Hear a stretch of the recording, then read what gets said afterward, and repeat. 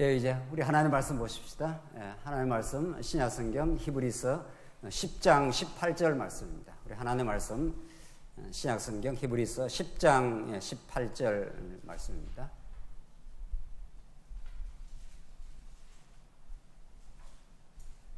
예, 찾으신 줄 알고 봉독 드리겠습니다. 신약성경 히브리서 10장 18절 말씀입니다.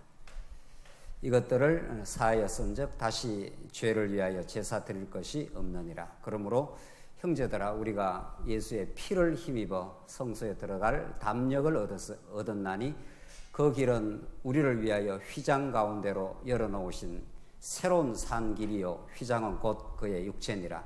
또 하나님의 집 다스리는 큰 제사장이 계심에 우리가 마음의 뿌림을 받아 악한 양심으로부터 벗어나고 몸은 맑은 물로 씻음을 받았으니 참 마음과 온전한 믿음으로 하나님께 나아가자. 또 약속하신 이는 미쁘시니 우리가 믿는 도리의 소망을 움직이지 말며 굳게 잡고 서로 돌아보아 사랑과 선행을 격려하며 모이기를 피하는 어떤 사람들의 습관과 같이 하지 말고 오직 권하여 그날이 가까움을 볼수록 더욱 그리하자. 우선 25절까지 우선 봉독 드렸습니다. 우리는 지금 히브리서 말씀을 통해서 그 당대 진리에서 벗어난 유대주의와 간단 없이 타협 없이 싸우게 하시는 놀라운 복음의 메시지가 히브리서에 개진되고 있습니다. 우리가 누차 강조한 대로 유대주의는 그 당대에만 있었던 그 인본주의가 아니라 언제나 오고 오는 모든 세대의 진리를 진리답게 깨닫지 못하면 우리 안에서 언제나 준동하고 또 뿌리를 내리고 진리의 길을 가로막는 우리 내면의 죄악의 속성이 그 유대주의입니다. 그래서 오늘 이 본문의 말씀이 이제 히브리서 전체가 유대주의와 잘 이제 싸워 이제 투쟁하도록 이제 하신다는 건데, 그 투쟁의 대상을 우리가 정확하게 그 이해를 해야 이 본문의 말씀이 복음으로 다가오게 되죠. 우리 어떤 그 대상을 싸워가는데 대상을 잘못 설정하면은 그것이 관역을 잃어버린 화살처럼 전혀 엉뚱한 데 가서 이제 관역을 쏘게 되는 거죠. 그래서 히브리서 기자가 물론 그 당시 역사적 상황으로는 구약의 그 모형이요 그림자였던 그 모든 것들은 장차 오실 예수 안에서 온전하게 이루어지실 실체에 대한 실체를 바라보게 하는 것이었는데, 그 자체에 매여서 진짜로 오신, 실체로 오신 예수 그리스도에 대한 영원한 그 제사장으로 영원한 제물로 오신 예수 그리스도로 가는 길을 이제 가로막는 유대주의를 이제 격렬하게 이제 도전하고 그들과 잘 싸우게 하십니다. 자, 유대주의라는 것이 무엇인가 우리 새롭게 정의를 내릴 필요가 있습니다. 유대주의는 구약의 그 모형, 구약의 성전, 구약의 율법 뭐 이런 것들을 전부 그리스도 사건으로 성취될 사건으로 보지 않고 그 자체를 껍데기를 이제 붙들고 있는 거죠. 그래서 율법을 지킬 수 있다고 생각하고 본인들이 아직도 성전, 보이는 성전을 소중히 하고, 뭐 오늘날 우리 한국 교회도 그런 유사한 패턴들은 있을 수 있는 거죠. 뭐 이 보이는 교회당이라는 게 뭐 소중한 거지만 하나님께서 우리를 모이게 하시고 또 여기서 우리가 신앙생활을 하는 좋은 하나님 장소이긴 하지만 이것이 전혀 뭐 거룩함을 여기 부여한다든가 뭐 그렇게 될 수는 없는 거죠. 그래서 구약의 그 성전은 이스라엘 백성들에게 생명의 그 생명줄이었습니다. 이스라엘 그 나라가 사느냐 죽느냐, 이스라엘 백성들이 하나님께로 나아갈 수 있느냐 없느냐는 전적으로 성전에 달린 거죠.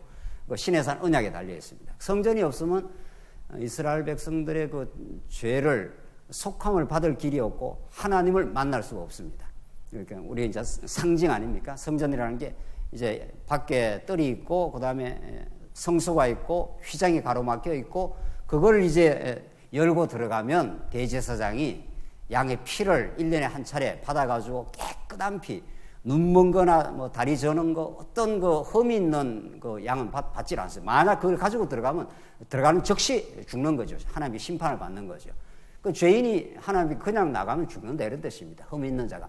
깨끗한 아무 그 말라기서가 그런 말 하지 않습니까? 눈 먼 거 뭐 제대로 된 그 제물을 드리는 게 아니고 제사장들이 완전히 부패해가지고 좋은 거는 자기들이 다 착복하고 이제 그 병든 거, 눈먼 거 이런 걸 하나님께 드렸다는 게 그 말라기서의 하나님께 강렬한 책망 아니었습니까? 그러니까 흠이 없어야 됩니다. 온전해야 됩니다. 아무런 문제가 없어야 되는 거죠.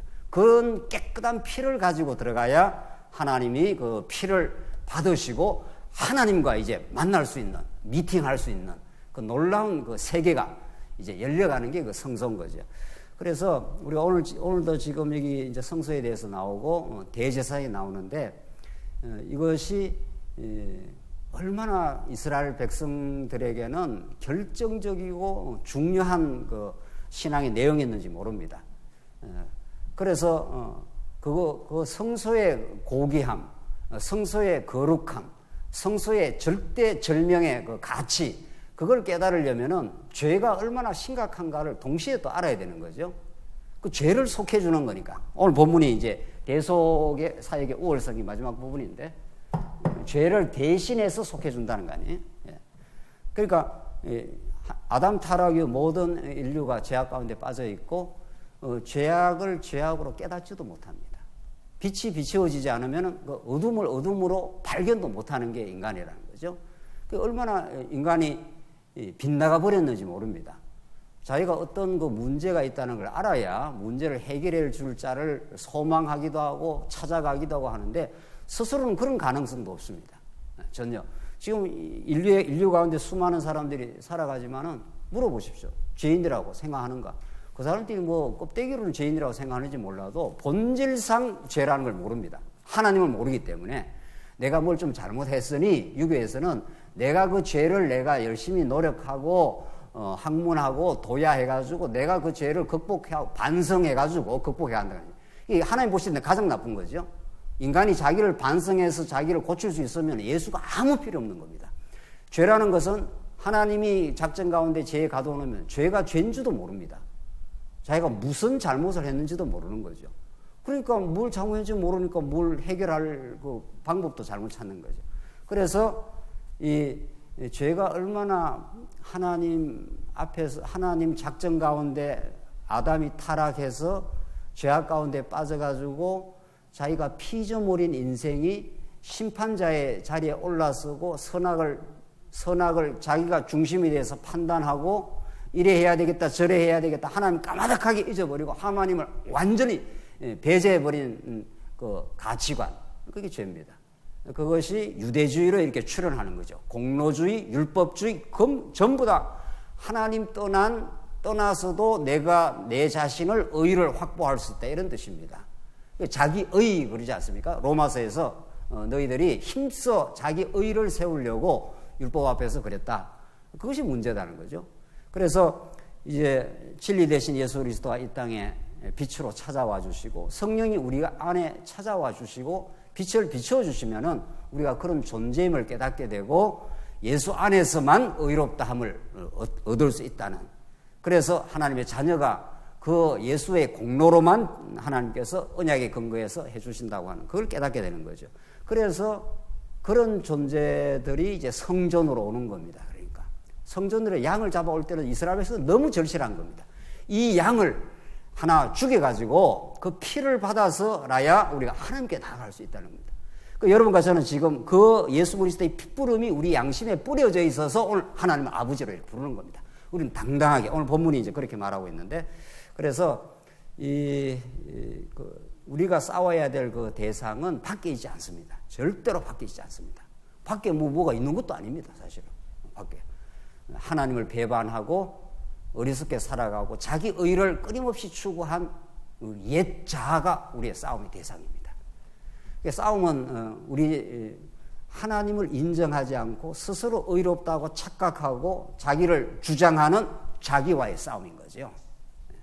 그것이 우리가 말씀을 들을 때 가장 절실한 그 내용입니다. 하나님, 우리 어리석은 옛자를 십자가에 못 박게 하시고, 구약식으로 말하면은 이제 어린 양, 흠없는 어린 양을 가지고 하나님께 나아가서 우리의 온전한 죄를 사함을 받고 하나님을 찬양하고, 오늘 우리 시편 말씀대로 독수리처럼 그 청춘이 하나님을 찬양하는 그런 자리에 서게 하시옵소서. 이런 그 갈급한 심정으로 우리 히브리서를 보는 거죠.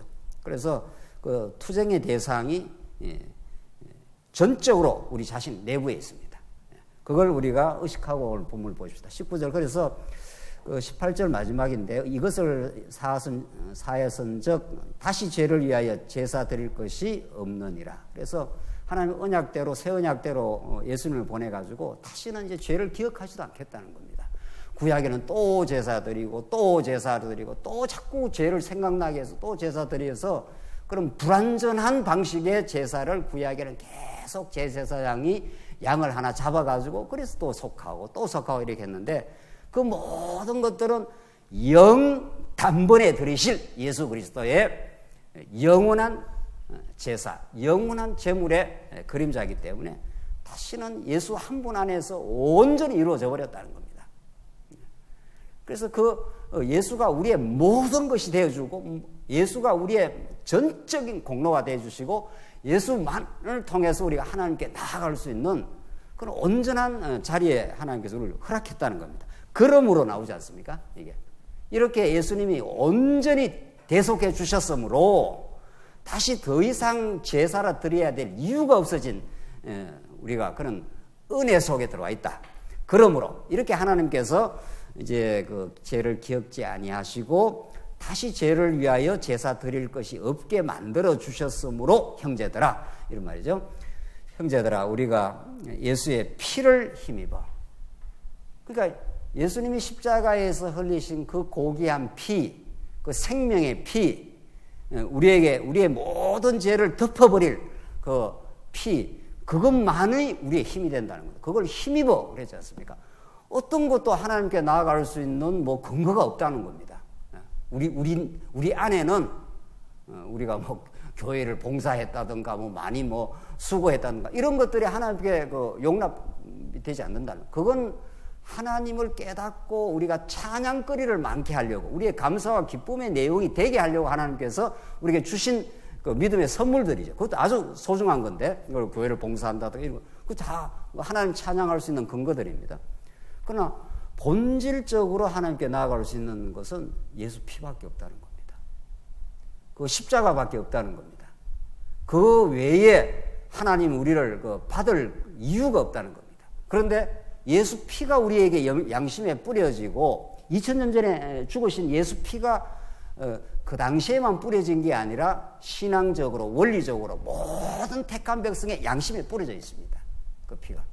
우리의 모든 정결한 피를 온전히 덮어버리고 깨끗하게 만들어준 거죠. 그것만이 우리가 가지고 나가야 될 유일한 근거라는 겁니다.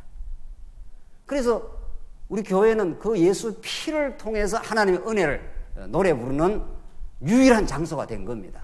세상에는 이 교회를 떠나 세상에는 뭐든지 자기가 한 공로가 있습니다. 무엇이든지 자기의 그 의로운 근거가 있는 거죠. 내가 너보다 더 낫다 하는 뭐 이런 근거든지 도덕적 행위든지 뭐 나는 사람을 도와준 행위든지 뭐 그런 게 있는 거죠. 다. 그런 것들이 하나님 앞에 전혀 그 평가의 대상이 될 수가 없습니다.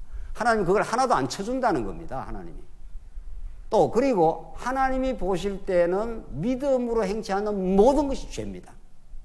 사람이 볼 때 세상이 볼 때 그게 점수가 되는지 몰라도 하나님 보실 때는 우리 과거에 믿지 않고 행한 모든 것들이 자기 의입니다. 자기 의를 위해서 열심히 했다는 거예요. 하나님 앞에 그 용납이 안 되는 거죠. 기준이 다릅니다. 세상이 평가하는 거하고 하나님이 평가하는 건 전혀 다릅니다. 또 더 중요한 거는 자 우리가 하나님 볼 때 완전 죄인인데 예수 피가 우리에게 피 뿌림을 대면은 완전히 의인이라고 하나님 평가를 해줍니다. 그 세상은 뭐 당신이 문제고 이게 문제고 죄인 아니냐 엄청난 전과 10법 아니냐 이렇게 해도 엄청나게 살인 강도 뭘 했다 칩시다. 다윗처럼 충복을 살인 그 현장으로 밀어연 그런 존재 바세바를 범하고 그건 말할 수 없는 그 사악하고 이중적인 범죄를 행했습니다. 그건 하나님은 다윗을 죄인이라 안 그럽니다. 네. 온전히 장차 오실 메시아를 바라보고 다윗이 그 믿음 안에서 믿음을 허락해버렸기 때문에 믿음으로 다윗을 봅니다. 덮어서 이렇게 봐버리는 거죠. 죄 없다 합니다. 그래서 다윗이 마지막에 사무엘 상하에 내가 주의 의를 높이 찬양하오리다 그럽니다. 내 의를 찬양할 건 하나도 없고 주의 의만을 높이 찬양한다 그럽니다. 그러니까 우리 교회는 그 예수 피를 통한 하나님이 베풀어 주신 의, 그것만을 높이 찬양하는 곳입니다. 그러니까 자기가 얼마나 자기 의를 위해서 분투하고 노력했던 우리 존재임을 깊이 알수록 예수를 통해서 주어진 의만 노래 부르는 겁니다. 그래서 오늘 본문이 그런 거죠. 예수 피를 힘입어 이렇게 됐습니다. 어떤 것도 우리의 힘이 될 수 없습니다. 예수 피를 힘입어 성소에 들어갈 담력을 얻었나니. 이 중요한 건 담력이에요. 아무나 못 들어갑니다. 아주 무시무시한 곳이에요. 이게 사실은 들어가면 죽는 곳입니다. 만약에 죄인이 이렇게 돼 있나요? 여기가 이제 피를 받아가고 씻어가지고 이제 일일이 들어가지 않습니까? 첩첩이 가로막혀 있습니다. 이게 하나님 계신 곳입니다. 이 지성소 가장 거룩한 장소입니다. 이게 첩첩 휘장으로 막혀 있고 막혀 있어가지고 하나님께서 에덴 동산에서 아담이 타락하고 나서 추방시켜 버리지 않습니까? 구릅과 화영검으로 그 에덴 동산을 막아버렸습니다. 들어가면 그냥 죽습니다. 구릅과 화영검으로 그 거룩한 에덴 동산에 가는 길이 차단되어 있는 거죠. 아무도 못 들어갑니다. 아무도. 하나님이 열어줘야 들어갑니다. 그래서 계시록에 그가 열면 닫을 자가 없고 닫으면 열 자가 없다. 그 열쇠가 우리 예수 그리스도 한 분에게만 있는 거죠. 그것이 성소입니다. 그래서 들어가면 죽으니까 무서운 곳입니다.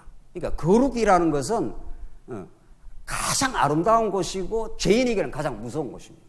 들어가면 적사하니까. 그러니까 두려워서 접근 불가능한 곳이라는 거죠. 접근.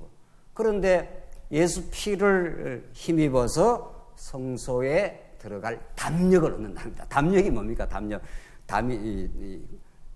간담이 센 사람 있잖아요. 간담. 우리는 간담이 별로 세질 않아 갖고 말이죠. 장교 훈련을 받는데 저기 막 한 10m 높이 올라가고 뛰내리는 훈련을 하더라고요. 다리가 얼마나 후들후들 떨리든지 말이죠. 아이고. 그 제일 좀 무시무시한 곳에 좀 올라가갖고 이제 그 공수 훈련 비슷한 게 있잖아요. 산에서 막 뛰내리는 훈련이. 그것도 몇 번 하니까 좀 괜찮더만은요. 지금 간담이 막 서늘한 거죠. 뭐 위에서 보면 막 곧 죽을 것 같잖아요. 근데 이 조교들은 또 무슨 다람쥐처럼 막 뛰내리더라고요. 막 뛰내려오는데. 그래서 담이 커야 이게 이제 별로 두려움이 없다는 거죠. 우리 사람 다 무서움이 많습니다. 그런데 하나님께 쫄아갖고 못 나간다는 거 아니에요. 갔다가는 죽으니까. 그런데 예수 피를 딱 힘입으면은 어떤 것도 두렵지 않는 거죠. 그때부터. 죽음이 두렵지 않는 거죠.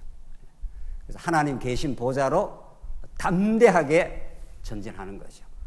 예수 피를 딱 힘입고 그분을 의지하여 그분을 앞세워서 전진하는 거죠. 그래서 우리 교회는 우리 대장 되시는 예수가 우리 앞서 나가고 우리는 그에 다 이제 따르는 부하들, 신하들이니까 그래서 예수 한 분으로 우리가 얼마나 담대함을 얻는지 모릅니다. 죽어도 좋다 이렇게 되는 거죠. 살아서 하나님께서 우리를 이 땅에 살게 하시면은 그분을 배우고 그분의 은택을 오늘 시편에서도 은택을 잊지 말지어다. 모든 건 그분이 주시는 은혜요 그분의 덕분입니다. 어떤 것도 우리가 이렇게 만들어낸 게 없습니다. 그분께서 생명도 주시고 건강도 주시고 오늘 이렇게 교회에 나올 수 있는 믿음도 주시고 모든 게 그분의 은택입니다. 그래서 우리가 예수를 알면은 이렇게 우리가 세상이 두렵고 때로는 죽음이 두렵고 이럴 수 있습니다. 오늘 신방을 갔는데 이제 얼마 남지 않아 보여요. 우리 성도님 한 분이. 그래서 그렇게 이제 이 말씀을 잘 듣는 성도님 많이 가족이니까 그래도 이제 점점 가족들이 그렇게 간절하게 기도를 하고 이제 그렇게 정말 죽음 넘어 생명이 있음을 우리 육신의 죽음 넘어 진짜 생명이 도래하고 있음을 영원히 보이는 것을 넘어 이 히브리서는 보이는 성소는 보이지 않는 하늘 길을 여는 이 장치입니다. 이 성소는 이게 우주라면은 우리가 이 세상에 사는데 성소가 여기 있다고 보는 거죠. 성소가 만약 없으면 우리는 다 세상에 갇힌 존재들인데, 이게 하늘이고 이게 영원입니다. 영원한 세계입니다. 이게 영원한 세계 분명히 있는데, 성소가 없으면 모든 존재가 이렇게 땅에 갇혀 있습니다.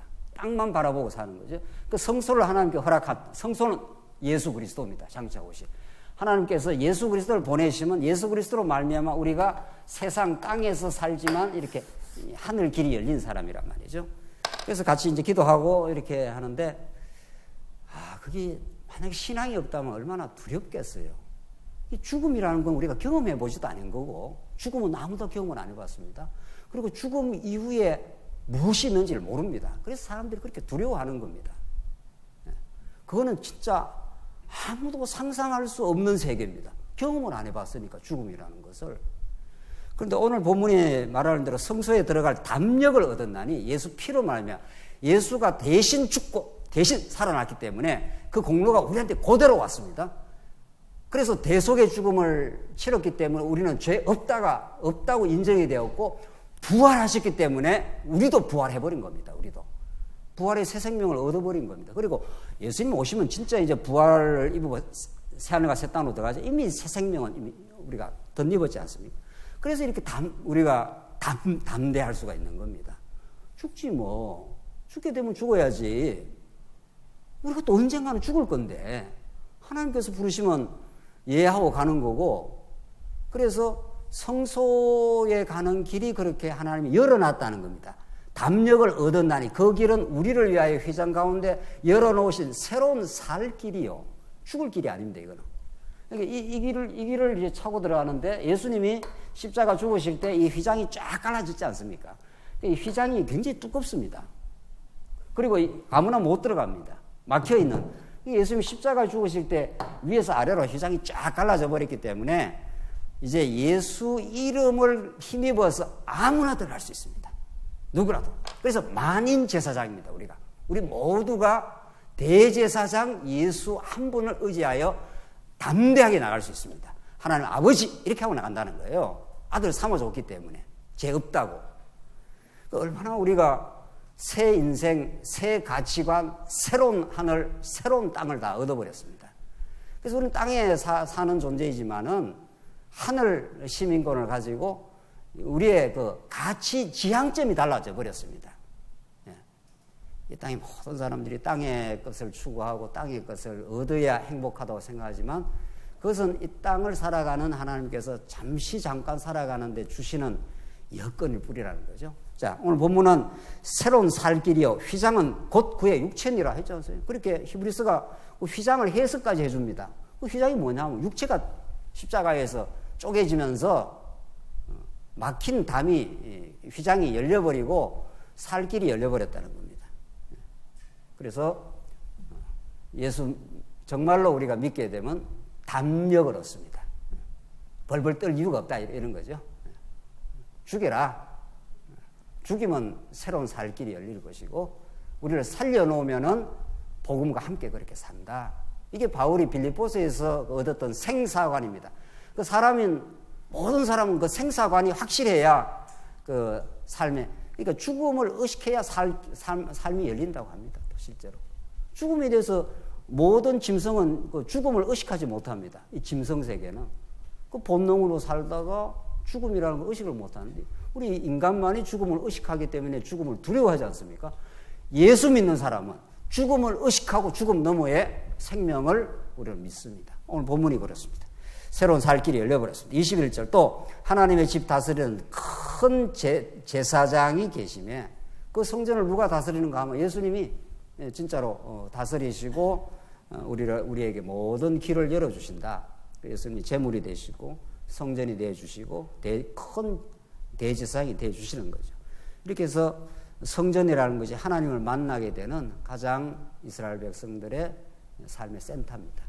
여러분과 저의 삶의 센터가 참 성전으로 오신 예수가 우리의 유일한 삶의 센터입니다. 무엇을 해도 상관없습니다. 이 땅에 무엇을 겪어도 그 예수 안에 우리의 모든 것들이 속함을 받고 의미가 있습니다. 22절.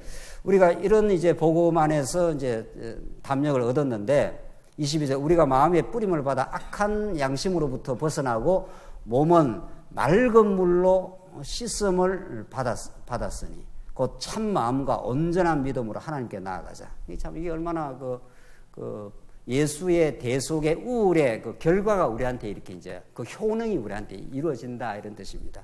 마음의 뿌림을 받고 악한 양심으로부터 벗어나고 그 악한 양심, 하나님 인정하지 않는 범사에 자기를 주장하는 자기 공로를 내서는 그게 다 악한 양심입니다. 그러나 우리가 예수를 알고 나면 범사가 하나님의 은혜의 선물인 줄 알고 하나님 베푸는 손길 속에 살아감을 깨닫고 그러니까 그런 악한 양심으로부터 벗어나고 자유하게 되는 거죠.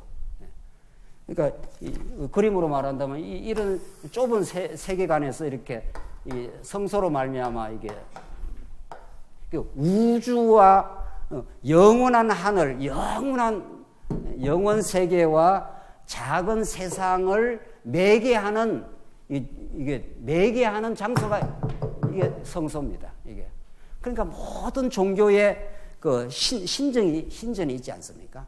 뭔가 그 신전에 들어가서 문제 해결을 해야 우주가 열릴 것 같은 그런 그 상상을 하는 거죠. 종교적 상상을 하는 거죠. 그런 종교적 상상으로 우주의 실체, 우주의 창조주 그 하나님을 만날 수 있는 게 아니라 하나님이 허락하신 이 성소를 통해서 성전을 통해서만 세상에 사는 우리가 하늘이 열립니다. 그러니까 여러분과 저에게는 이제 하늘이 이렇게 열려 있어서 이 위로부터 내려오는 예수 그리스도의 핏부림의 그 공로, 핏부림이라는 건 하나님의 은혜를 실제로 가시적으로 보여주는 거란 말이죠. 영원히 하나님 우리를 사랑하십니다. 근데 뭘로 우리가 확정을 하는가 하니까 당신의 아들을 십자가에 피 뿌려가지고 그 생명을 우리에게 대신 지불했지 않습니까? 그만큼 우리를 사랑하십니다. 우리가 늘 이야기하는 대로 우리가 대가를 많이 지불해야 그 가치가 많아지지 않습니까? 대가를 백화점 가서 대가를 많이 지불한 것이 그 가치로 최고의 대가를 지불한 겁니다. 우리한테.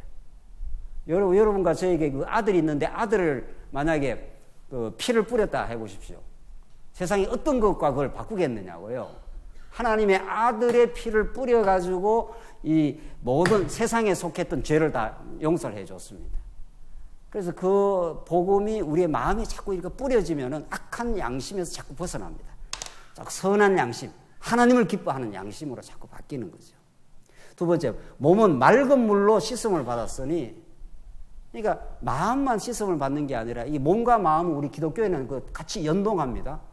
마음이 아프면 몸도 아프고 마음이 개운하면 몸도 개운해지고 이제 이런 거죠. 사실은 그게 같이 움직입니다, 우리. 그래서 자꾸 이렇게 복음으로 자꾸 이렇게 말씀을 들으면 몸도 밝은 물을 씻은 것처럼 그렇게 그 느낌을 받는 거죠. 베드로 사도가 우리 청주에서 베드로 전서의 결론이 그렇습니다. 너희가 진리를 순종함으로 너의 마음이 깨끗하게 되고 그 표현이 그렇게 되어 있습니다. 진리를 순종하게 되면 우리 마음이 정화 작업이 일어난다는 거예요. 그러면은 거짓이 없이 형제 사랑하기에 이르게 된다 이렇게 되어 있습니다. 그게 거룩한 생활의 그 전진 요소입니다. 그러니까 자꾸 우리가 말씀을 자꾸 듣는 거는 우리의 마음의 그 찌꺼기 더러움을 이렇게 물로 깨끗하게 씻어내듯이 여러분과 제가 이렇게 만약에 오물을 뒤집어 썼다 치십시다. 어디 가다가 그럼 뭐가 제일 급합니까? 오물을 뒤집어 썼다. 그러면 빨리 가서 씻어야 되는 거죠. 그 더러운 것처럼 우리한테 그 찝찝한 게 없습니다. 네. 뭐 똥물을 뒤집어 썼다 치자 말이죠. 그러면 그 사람한테 제일 그 화급한 거는 빨리 가서 샤워하고 깨끗하게 씻고 깨끗한 옷을 입는 겁니다. 그러니까 우리 말씀 듣는 게 그런 겁니다. 말씀 듣는 게.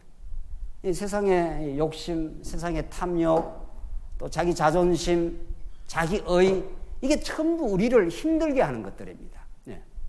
누가 우리를 평가하는 거, 세상적 평가 이런 것들이 전부 하나님을 잃어버린, 하늘을 잃어버린, 성소를 잃어버린 땅에 속한 사람들의 그 마음 상태 아닙니까? 말씀이 성소를 통해서 드러난 하나님의 은혜가 말씀이 이렇게 자꾸 전달이 되면 싹싹 씻어내는 거죠. 개운합니다. 그러니까 하나님 잘못했습니다. 잘못했으면 잘못했다 그러면 되고 그렇잖아요.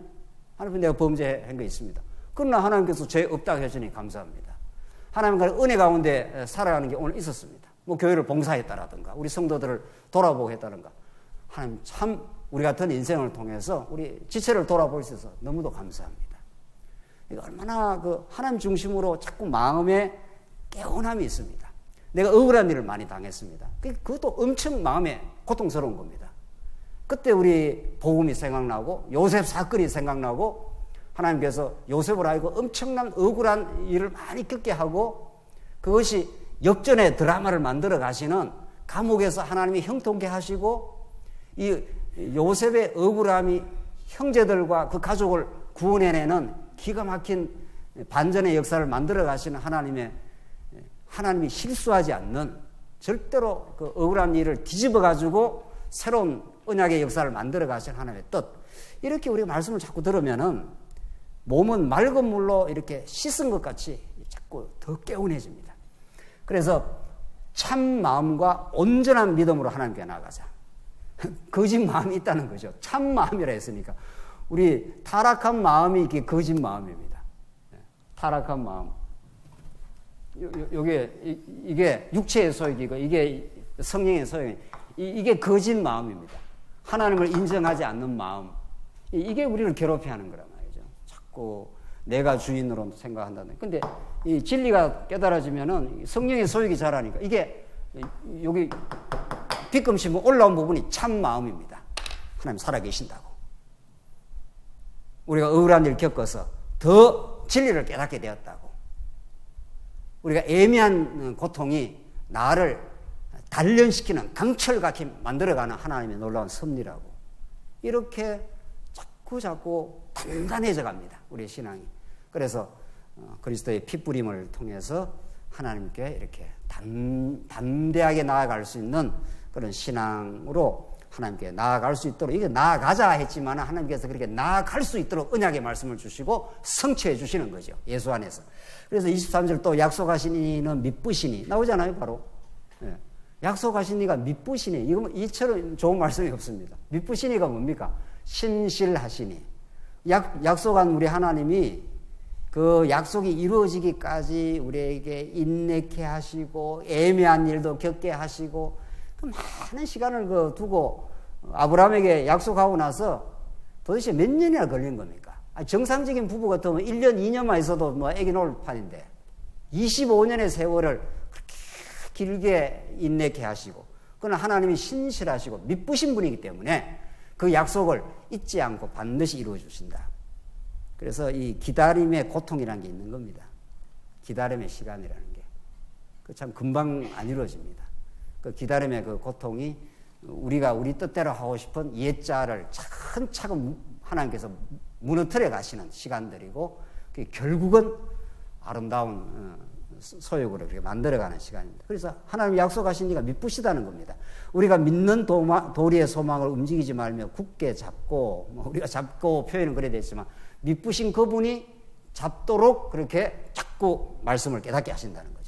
서로 돌아보아 사랑과 선행을 격려하며 이게 이제 구체적인 우리의 그 지체의 삶입니다. 이런 믿음을 하나님께 허락하시고 자 우리가 하늘 길이 열리고 성서를 통해서 하나님께 나아가는 담력을 얻고 우리가 그런 믿으신 하나님을 점점 깨닫게 되어서 구체적인 이제 신앙생활을 하는 건데 그 서로 돌아보아 했지 않습니까? 우리 가족이니까 사랑하는 가족들이니까 그렇잖아요. 가족은 자꾸 이렇게 서로 돌아보게 아버지가 아들 돌아보고 어머니가 딸 돌아보고 또 형제끼리 서로 이렇게 자꾸 돌아보고 이렇게 되는 거죠. 그리고 하는 일은 사랑과 선행을 격려하며 이거 정말 옆에 우리 사랑하는 우리 지체가 사랑하는 우리 장로님 혹은 권사님이 이 선행과 사랑을 격려하는 분이 우리 지구에 우리 구역에 우리 있다. 이 굉장한 힘입니다. 그래서 사람은 옆에 누가 있느냐에 따라서 결정난다 그럽니다. 누구하고 자주 만나고 누구하고 자주 대화하느냐가 그 사람의 정체성입니다. 그만큼 중요합니다, 사실은. 누구하고 늘 이렇게 대화를 하십니까? 교회 와서 말이에요. 그러니까 건강한 우리 장로님, 건강한 우리 권사님이 있다 싶시다. 주위에 이제 늘 이렇게 자주 있단 말이죠. 그러면 굉장히 그 힘을, 에너지를 얻습니다. 굉장한 그 전념력이 있습니다. 그게. 네. 말씀도 마찬가지고. 네. 그래서 이 서로 돌아보아 사랑과 선행을 격려하며 우리 오래 참기를 하십시다. 우리 투기하고 시기하는 것에 벗어나, 사랑이라는 게 투기하고 시기하는 게 아니라 우리 자기 유익을 구치 않고 우리 진리와 함께 기뻐하도록 하십시다. 우리 진리가 우리의 전부 다입니다. 그래서 오래 참고 우리가 잘 견디고 교회가 건강하게 회복되는 날까지 우리 전진하도록 하십시다. 이렇게 자꾸 우리 그 앞선 우리 장로님이나 우리 성도님들이 그 사랑을 자꾸 격려한다는 거예요. 격려하는 것처럼 우리 인생에 그 힘이 되는 게 없습니다. 영어로 하면 encourage 아닙니까? 용기를 이렇게 집어넣는다 이런 뜻이란 말이죠. 그 예수가 우리와 함께 계십니다. 예수님이 절대로 우리를 포기하지 않습니다. 예수님이 반드시 이 교회의 연단을 통해서 우리를 단단하게 만들고 마실 겁니다. 이렇게 자꾸 우리가 서로 격려하면은 그 교제가 소망스럽고 에너지가 되고 구체적으로 그렇게 될 겁니다. 그래서 우리 교회 생활은 너무 단순합니다. 오늘 본문 말씀대로 이렇게 자꾸 서로 이렇게 어려움을 돌아보고 사랑과 선행을 격려하고 25절 모이기를 피하는 어떤 사람들의 습관과 하지 말고 이거 아주 안 좋은 겁니다. 이거. 모일 필요 없다. 뭐 인터넷으로 말씀 들으면 된다. 제가 이거 확실하게 못 받고 지나가지만 인터넷으로 말씀 듣는 것도 아주 중요합니다. 인터넷으로 말씀도 자주 이렇게 들을 수 있는 좋은 계기이지 않습니까? 좋은 그 보조적인 교육 수단이죠. 그러나 절대로 이렇게 우리가 면대면으로 만나는 것을 상쇄할 수 없습니다. 오죽했으면 그 요한 사도가 내가 너희와 정말 그 보기를 원한다. 붓으로 내가 이제 안 한다. 붓으로 해서 이렇게 그 마음을 전달할 수 있습니다. 요즘으로 말하면 인터넷으로 이렇게 전달할 수 있는 거예요. 요즘은 저기 이렇게 찍어가지고 바로 전달도 되더만은요. 뭐 내가 하고 싶은 이야기를 이렇게 말로 이렇게 해가지고 말이죠. 그걸 이렇게 보내면 바로 뭐 사진으로 전달도 됩니다. 이 사도 요한은 내가 이제 붓으로 안 하겠다 이렇게 합니다. 면대해서 하고 싶다. 그러니까 디지털이 아무리 발달해도 뭐는 살아남는다 뭐 이런 겁니까? 아날로그 방식은 여전히 살아남습니다. 그거는 예수님 오신 날까지 그럴 겁니다. 틀림없이. 그래서 이 지역교회 만나서 누리는 그 기쁨, 그 사랑과 선행을 격려하는 이거를 대치를 못 합니다. 뭐 인터넷으로 뭐 말씀 듣는 건 좋은 거죠. 그게 뭐 나쁠 리가 있겠습니까? 자, 우리 지방에 인터넷으로 지금 말씀 듣는 교회가 있습니다. 이번에도 갔다 왔는데 그게 지역교회를 온전히 대체할 수 있을까? 어려워 보입니다. 네. 그거는 보조 수단이고 일시적인 수단일 수는 있을 겁니다. 그것도 뭐 말씀을 듣는 거니까. 그러나 그걸로 되지 않습니다. 오늘 본문이 말하는 대로 모이기를 피하는 어떤 사람들의 습관과 하지 말고 자주 이렇게 모이고 모일 수만 있으면 자주 모여서 말씀을 같이 듣고 서로 사랑과 선행을 격려하면은 그것이 얼마나 우리의 그 에너지가 되겠느냐는 겁니다. 그래서 오직 권하여 그랬잖아요. 그래서 서로 자꾸 이렇게 권하는 건 굉장히 중요합니다. 제가 수요일 날 나왔으면 좋겠다고 그런 이야기 잘 안 하다가 하니까 그 어느 성도가 그러더라고요. 뭐 수요일 날 그런 이야기를 하니까 그게 좀 신기하다고. 저도 뭐 용기를 내서 한번 한 거죠. 뭐 그것도 할 수 있는 거죠. 뭐 그게 사람 많이 모이게 하려는 무슨 방법이 아니라 우리가 만나서 모일 수만 있다면. 그래서 서로 진리 안에서 함께 모여서 우리가 한 번 더 만날 수 있으면 그게 얼마나 우리의 기쁨이 되냐 말이죠. 여러분들 자녀들 만나고 싶지 않습니까? 저는 매일 보는 자녀도 또 보면 좋던데요. 권사님 좋습니까? 안 좋습니까? 우리 연세 드시는. 저는 그 매일 보는 자녀인데도 또 저녁에 봐도 좋고 아침에 봐도 좋아요. 그게 신기한 거예요. 세상에 물건이 그렇게 좋을 수가 있을까 말이죠. 그게 놀라운 사랑의 관계입니다. 뭐 해준 게 없습니다. 우리 자녀는 우리한테 해준 게 별로 없어요. 그냥 사랑의 관계라서 보고 또 보고 좋은 겁니다. 질리지도 물리지도 않는다 그럽니다. 그거는. 하나님을 우리 사랑하고 천국 가면 지옥다고 어떤 사람도 많은데 안 지옥습니다. 천국 가면 영원히 그 주님을 바라보고 지체를 바라보는 게 영원히 좋은 겁니다. 그게 사랑의 속성입니다. 그래서 뭐 자주 볼 수만 있는 게 엄청 좋은 겁니다. 예. 보고 싶은 사람을 보는 거니까. 그래서 오직 권하여 그날이 가까움을 볼수록 더욱 그리하자. 제가 그 옛날 이야기를 할까요? 처음에 말씀 들을 때 매일 만났습니다. 지금 생각하면 그런 열정이 어디서 나왔을까? 직장 마치고 매일 만났어요. 매일 탭 듣고 매일 교제했습니다. 그런 신기한 그 시간도 있었어요. 매일 조그마한 방에 모여갖고 옆에 테이프 쌓아놓고 계속 듣고 계속. 그때는 12시 뭐라 그럽니까? 12시에. 통행금지가 있었던 때입니다. 통행금지 전까지 이렇게 공부하고 뭐 토론하고 하다 갔습니다. 매일 그것도. 무슨 열정으로 그랬는지 모르죠. 그러니까 뭐 그렇게 하자 이런 뜻이 아니라 그만큼 말씀이 좋고 우리가 사랑하는 우리 지체들이 좋으면은 그것이 우리를 더 강하게 이렇게 만들어주는 그 에너지 공급원이 되는 거죠. 그래서 서로 사랑하고 서로 선행을 서로 격려하고 우리 좋은 일을 자꾸 격려한다는 거예요. 그게 얼마나 좋은 거예요. 우리가 말씀 같이 전하도록 하십시다. 또 이렇게 어려운 성도들 같이 우리가 돌아보면서 그분에게 위로가 되기를 바랍니다. 또 좋은 우리가 사업이 있으면 같이 생각을 해보십시다. 뭐 이런 이야기들은 자꾸 이렇게 나오겠죠. 뭐 교회생활 복잡하고 어렵지 않습니다. 오늘 본문의 말씀이 우리들에게 생생하게 그렇게 증거를 합니다. 26절로 넘어가면 26절부터 이제 그 우울성에 대한 효능이 나오는데 새 언약을 배반한 자가 반드시 받을 심판에 대해 밝혀줍니다. 자, 새 언약을 범하면 지키지 않으면 이런 말이죠. 배반하면 예수 그리스도를 거부하면 그게 어떻게 심판을 안 받겠느냐 이런 뜻인데 26절 우리가 진리를 아는 지식을 받은 후 짐짓 죄를 범한 자 다시 속죄하는 제사가 없고 이것도 난해 구절 중에 하나죠. 예수를 뭐 진리를 알았는데 짐짓 죄를 아주 고의적으로 죄를 범하면 속죄하는 제사를 없다 그러면은 예수 믿고 나서도 또 죄를 범하면은 또 멸망할 수 있느냐 이제 이런 규절입니다. 알미니안주의자들이 말한 그게 아니고 우리가 진리를 아는 지식을 받은 후 이게 구약적 지식, 그림자적 지식입니다. 구약에는 그런 게 있었는데 이제 진짜가 왔다. 진짜 그림자가 아니라 예수 실체가 왔다. 근데 그 예수 실체를 거부하면은 어떻게 속죄가 되겠느냐 그런 뜻이지 뭐 예수를 믿었다가 예수를 거부하면은 뭐 지옥 간다 이런 뜻은 아닙니다. 이 본문이. 그러니까 여기서 진리를 아는 지식을 받은 후 구약적인 그 그림자로 구약에는 그렇게 있었는데 그 실체로서의 그 성취로서의 예수가 왔다. 그 예수를 거부하면은 속죄가 없다 이런 뜻입니다. 오직 무서운 마음으로 심판을 기다리는 것과 대적하는 자를 태울 맹렬한 불만 있으리라. 멸망을 받는다.